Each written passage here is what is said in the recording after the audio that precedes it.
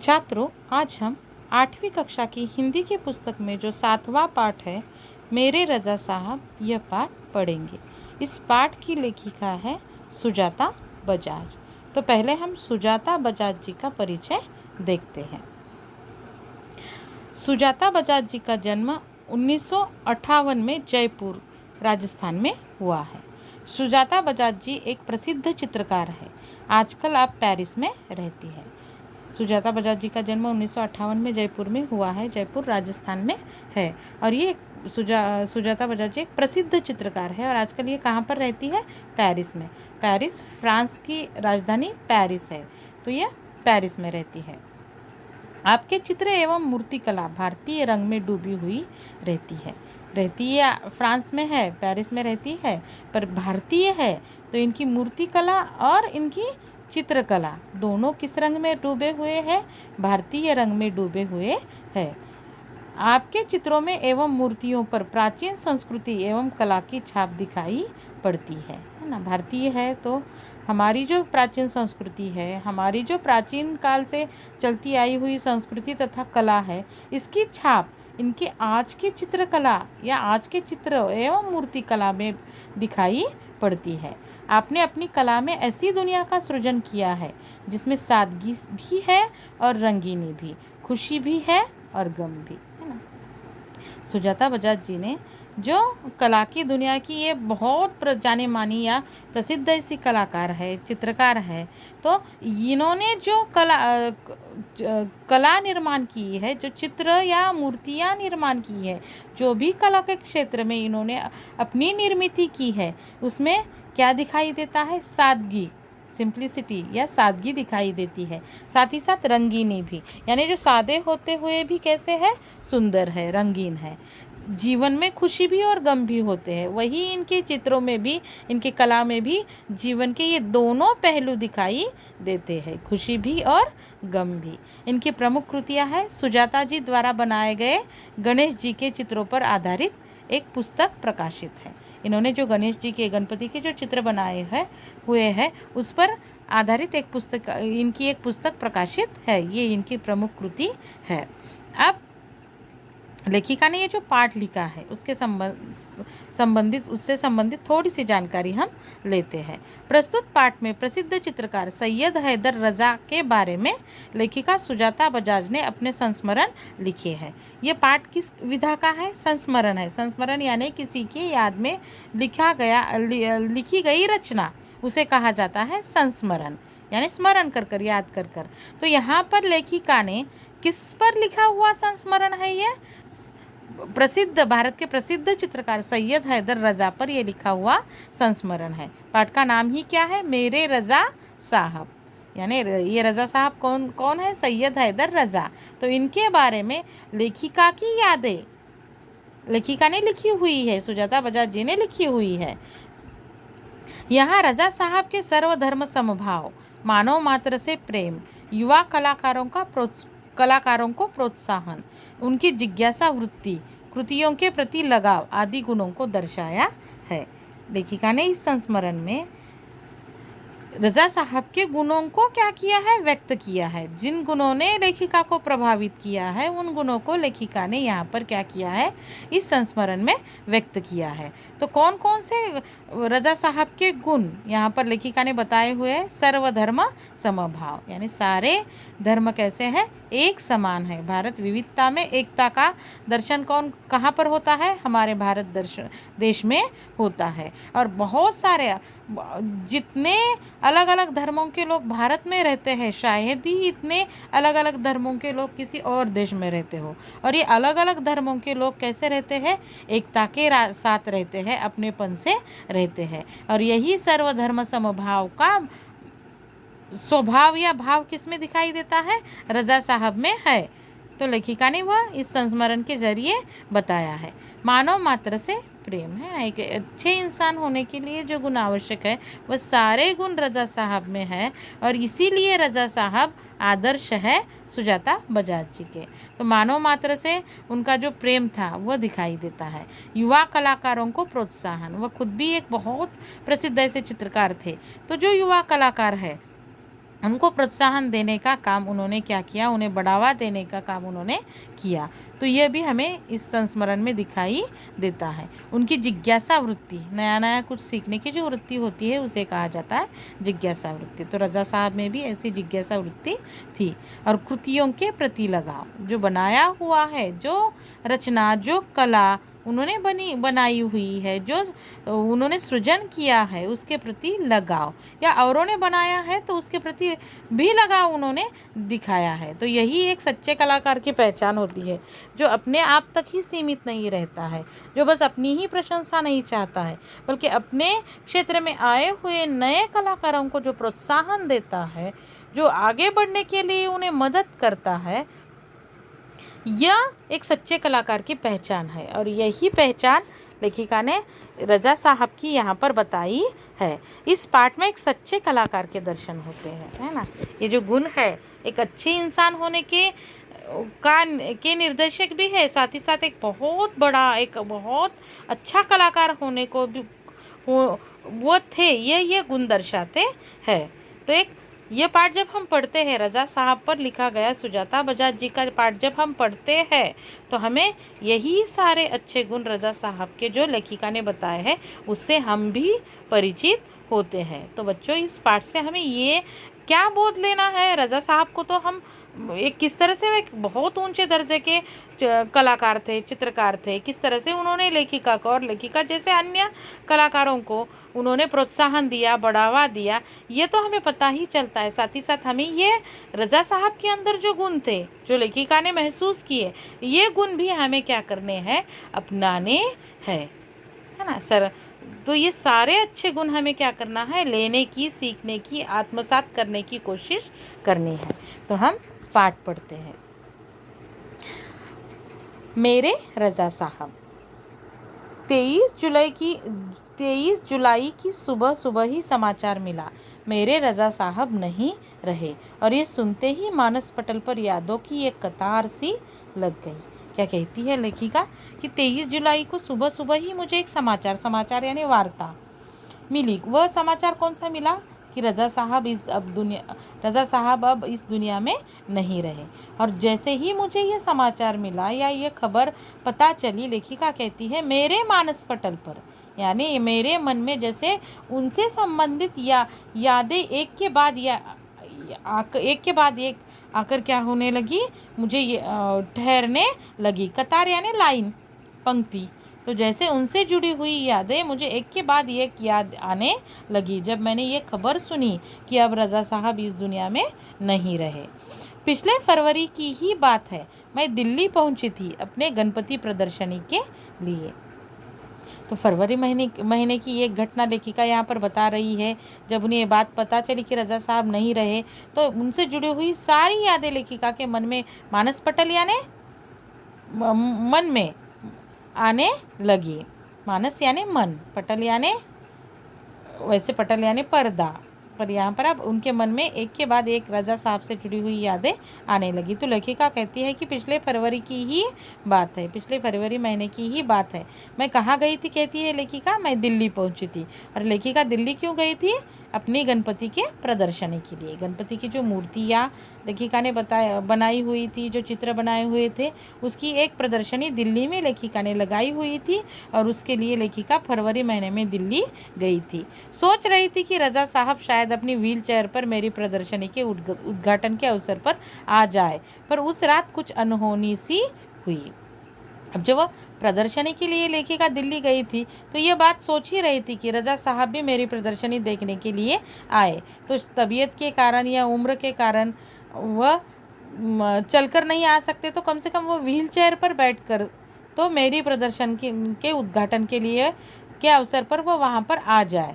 और वह कहती है कि अनहोनी यानी इससे पहले कभी ऐसा नहीं हुआ, इससे पहले कभी ऐसी घटना नहीं घटी हो, तो उसे अनहोनी कहा जाता है। तो मेरे साथ एक अनहोनी हुई। उस रात रज़ा साहब सपने में आए, मुझे उठाया, हमने बातें की, शो के लिए मुझे उन्होंने शुभकामना दी और कहने लगे, सुजाता एक बार मुझसे मिलने आ जाओ।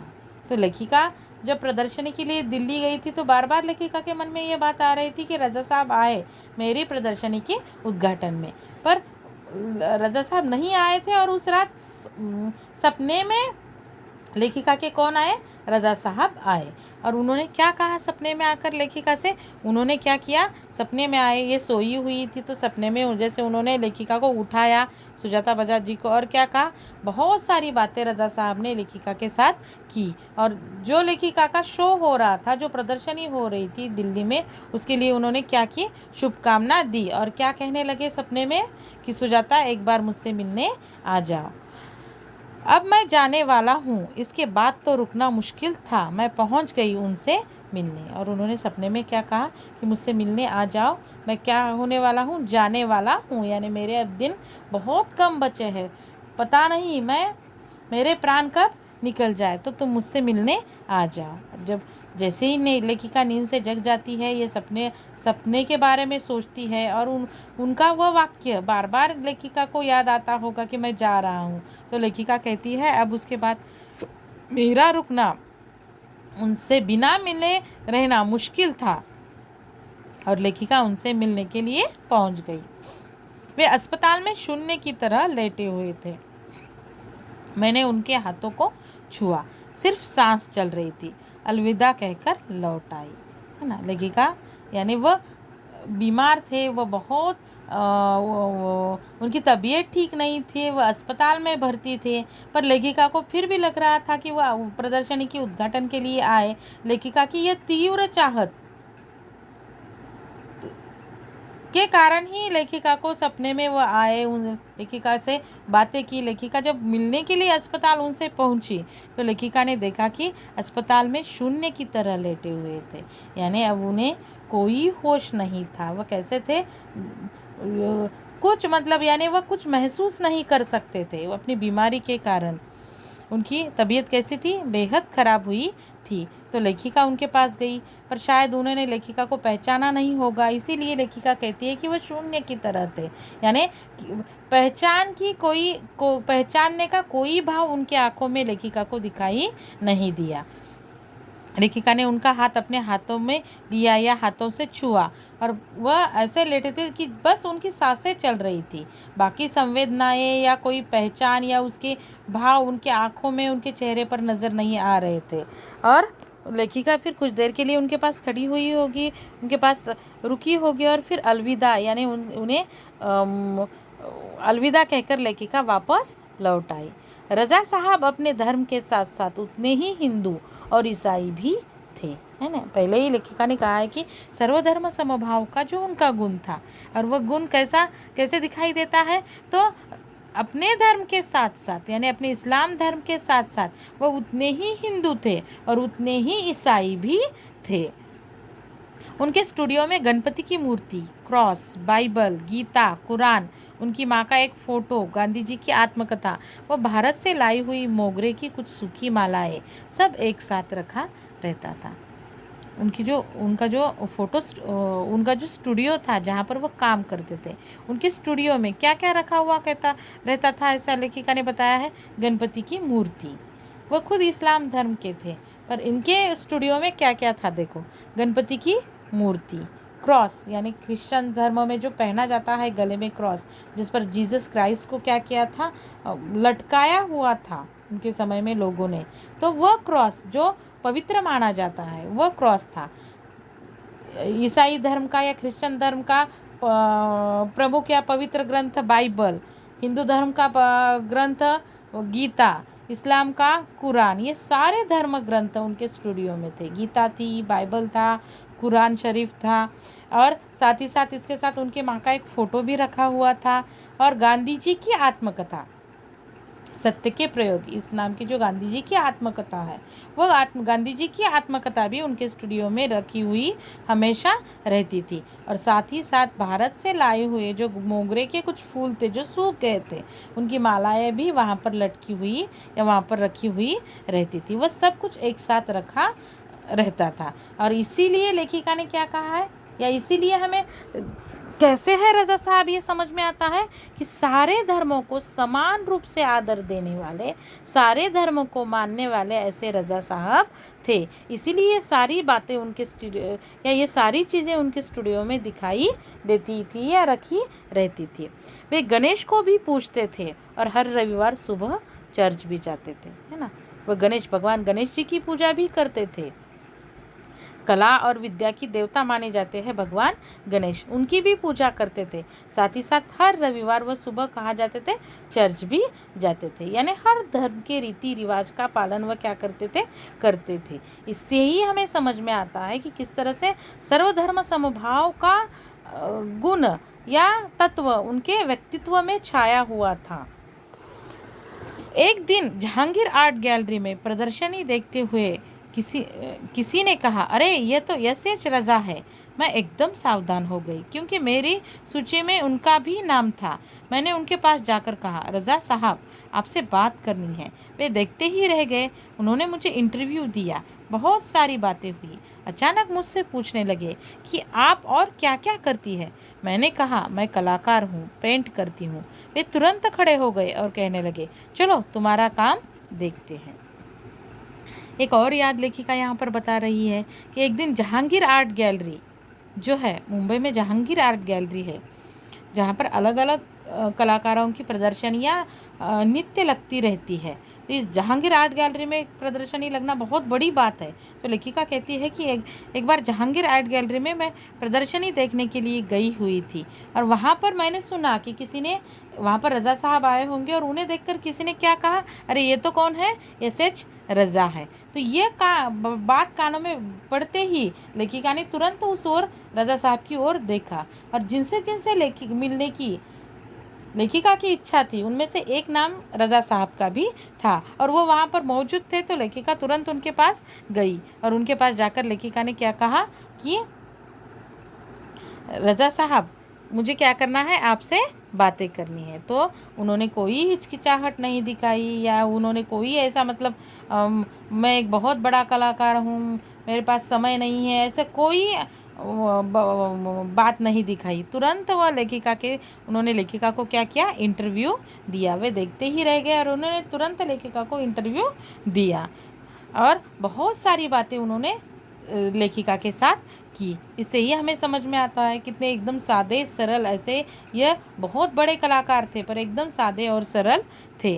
और फिर अचानक ही लेखिका को वो पूछने लगे कि लेखिका क्या करती है। लेखिका ने क्या कहा कि मैं क्या हूँ, कलाकार हूँ, पेंट करती हूँ, यानी पेंटिंग करती हूँ, मैं एक कलाकार हूँ। वे तुरंत खड़े हो गए ये बात सुनते ही कि लेखिका भी एक कलाकार है और वो पेंटिंग बनाती है। तो वो तुरंत खड़े हो गए और तभी उन्होंने क्या कहा कि मुझे क्या करना है, चलो तुम्हारा काम देखते हैं, तुमने क्या क्या पेंट किया है या कौन कौन से चित्र निकाले हैं, ये मुझे देखना है। इतने सरल, इतने सहज ऐसे रज़ा साहब थे और ये बात लेखिका इस याद के ज़रिए हमें बताती है। मैं सोच में पड़ गई, मेरा काम तो पुणे में है। उन्हें बताया तो वो बोले, चलो पुणे। ताज होटल के सामने से हमने टैक्सी ली और सीधे पुणे पहुँचे। उन्होंने मेरा काम देखा और फिर कहा, आपको पेरिस आना है, आपका भविष्य बहुत उज्जवल है। जैसे ही उस जहांगीर आर्ट गैलरी में बातें करते हुए रज़ा साहब को पता चला कि सुजाता बजाज जी एक कलाकार है और चित्रकार है, पेंटिंग बनाती है, तो तुरंत उन्होंने इच्छा व्यक्त की कि आपका काम देखते हैं। तो लेखिका ने कहा कि मेरा काम कहाँ पर है, पुणे में है। और लेखिका उस वक्त जहांगीर आर्ट गैलरी में प्रदर्शनी देखने के लिए आई हुई थी मुंबई में। तो जैसे ही उन्होंने दिक्कत बताई कि मेरा काम या मेरा स्टूडियो तो पुणे में है, तो उन्होंने उसी वक्त क्या कहा, कोई बात नहीं, चलो पुणे चलते हैं। और ताज होटल के सामने से ही उन्होंने क्या की, टैक्सी ली और वो कहाँ, रज़ा साहब लेखिका के साथ कहाँ पहुँचे, सीधे पुणे पहुँच गए। और जब उन्होंने लेखिका का काम देखा, लेखिका के चित्र देखे, पेंटिंग्स देखी, तो उन्होंने क्या कहा, यानी उन्हें समझ में आया कि लेखिका एक बहुत अच्छी कलाकार है। और उन्होंने तुरंत लेखिका को कहा कि आपको कहाँ आना है, आपको पेरिस में आना है ना। कला का शहर कहा जाता है पेरिस को। हर तरह की कला को प्रोत्साहन, बढ़ावा कहाँ पर मिलता है, फ्रांस के इस पेरिस में मिलता है। तो उन्होंने कहा कि आपको तो कहाँ आना है, पेरिस में आना है। आपकी कला या आपकी कला को देखते हुए आपका कला के क्षेत्र में आपका भविष्य कैसा है, बहुत उज्जवल है। यह यकीन, यह सराहना लेखिका की किसने की? तुरंत रजा साहब ने की। यानी लेखिका को उन्होंने क्या किया? लेखिका जैसे कलाकार को, एक अच्छे कलाकार को कला के क्षेत्र में आगे बढ़ने के लिए प्रोत्साहन या प्रेरणा देने का काम रजा साहब ने किया। छोटी बात भी उनके लिए महत्वपूर्ण हुआ करती थी। बड़ी तन्मयता और लगन के साथ करते थे सब कुछ। यानी हर छोटी बात भी वह उतने ही तन्मयता के साथ करते थे, उतने ही एकाग्रता के साथ, लगन के साथ करते थे, क्योंकि छोटी बात भी उनके लिए महत्वपूर्ण होती थी। पेंटिंग बिकने के बाद पैकिंग में भी उनकी रुचि हुआ करती थी, है ना। वो भी एक बहुत प्रसिद्ध चित्रकार थे, और जब उनकी पेंटिंग बिकती थी तो पेंटिंग बिकने के बाद भी वह उस पेंटिंग को खुद ही अच्छी तरह से अपने हाथों से बहुत सहजता से, कुशलता से क्या करते थे?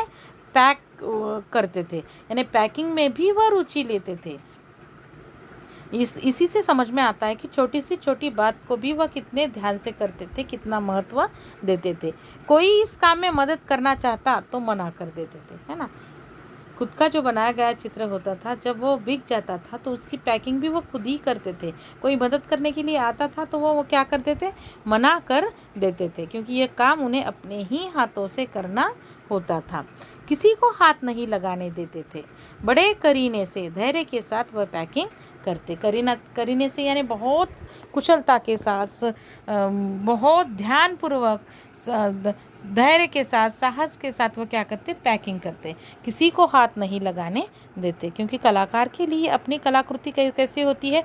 बहुत महत्वपूर्ण होती है। बहुत उसकी सारी जमा पूंजी यानी उसकी वह कला होती है, और जब ये किसी और को सौंपनी होती थी तो वह खुद ही उसकी पैकिंग भी करते थे। जैसे कलाकारों के लिए अपनी कला, जैसे किसी भी माँ बाप के लिए अपने बच्चे महत्वपूर्ण होते हैं, वैसे ही कलाकारों के लिए उनके द्वारा निर्मित की गई कला या रचना, किसी भी क्षेत्र का कलाकार हो, वो उतनी ही महत्वपूर्ण होती है। और इसीलिए खुद के चित्रों की पैकिंग भी वो खुद ही करते थे। किसी को उस कला चित्र को हाथ नहीं लगाने देते थे। वो बहुत करीने से, बहुत ध्यानपूर्वक वो क्या करते थे? उस चित्र की पैकिंग करते थे। बहुत धीरज के साथ, धीरे धीरे वो क्या करते थे? वो पैकिंग करते थे।